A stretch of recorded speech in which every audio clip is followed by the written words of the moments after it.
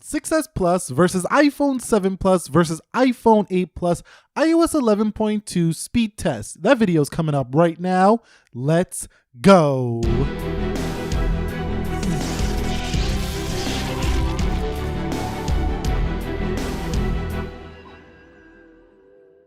So what is up, guys? Nick here, helping you to master your technology, and welcome to the iPhone 6S Plus versus the iPhone 7 Plus versus the iPhone 8 Plus iOS 11.2 speed test. Now, I did do the smaller iPhone comparison the other day. I asked you guys if you wanted to see the bigger one with the pluses, and here we are.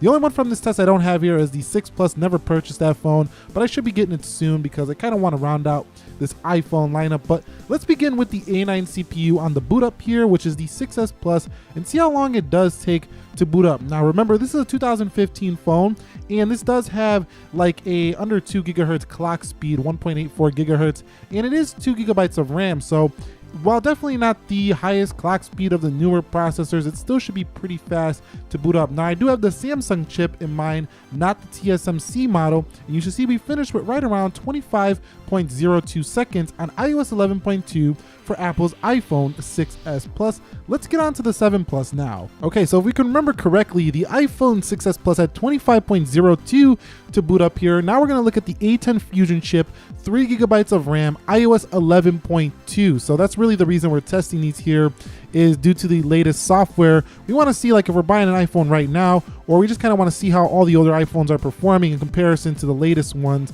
And this should finish slightly faster than the iPhone 6S Plus due to its quad-core fusion as well as its 3 gigabytes of RAM. So jet black iPhone 7 Plus finishes here at 23.34 seconds for its boot up.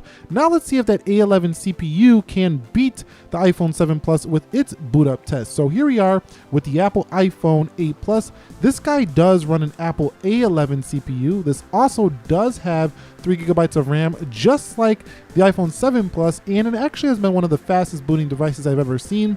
The Google Pixel is actually the fastest booting devices in the world that I've seen so far, but in terms of Apple stuff, the 8 Plus and 8 are really quick to boot up, as well as the Apple iPhone 10. So we finish here on the Apple iPhone 8 Plus at right around 19.49 seconds. So really quick to boot up. It might be even faster if I slightly missed it by a second when tapping the timer. So the fastest of the bunch here easily goes to the iPhone 8 Plus when it comes to the boot up test. Confirming the software, let's talk about the 6S Plus. I just want to make sure you know this is fair. iOS 11.2 15C 114 on 6S Plus. Heading over to the iPhone 7 Plus, it's the same deal here. iOS 11.2 15C 114. And finally, let's wrap this up here on the iPhone 8 Plus, just so you know these are all on the same exact version, so you know this is not a cheating test. Let's go ahead and get into the speed test portion of this video, which we really want to see which one is quicker here. Let's start here for the iPhone 6S Plus, going in the weather, coming out. Let's go in the clock, coming in the camera.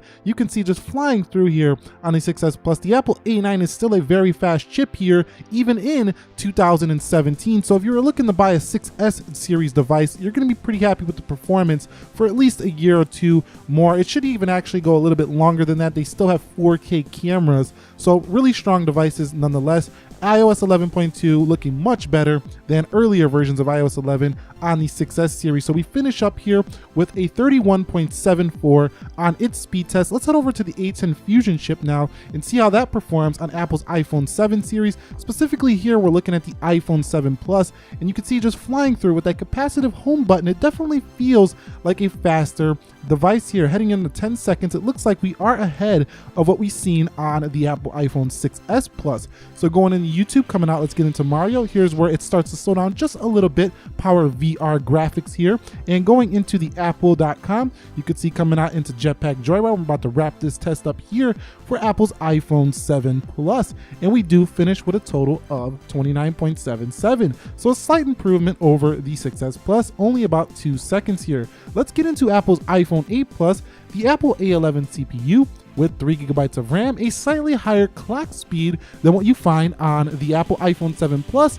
So this should give you a faster score, theoretically. We are in the iPhone 8 Plus's Mario Run test, getting into Apple.com and going into Jetpack Joyride. We should see a few seconds quicker here over the iPhone 7 Plus, but you can see it's not too much as you would think. You would think it would just blow away the competition, but not really. So that's why it's still probably a good value to buy the older devices. Let's go ahead and run a Geekbench for those of you who care about the scores on your devices and how well they perform on this test. So you can see running a CPU benchmark, A9 versus A10 Fusion versus A11.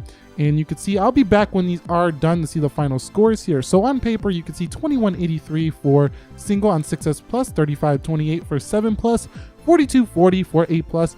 And heading over to multi-core, you can see 4020 on 6S Plus, 6019 on the multi-core for 7 Plus, and 10457 on 8 Plus. So that's pretty much it here between iPhone 6S Plus, iPhone 7 Plus, and iPhone 8 Plus when it comes to iOS 11.2.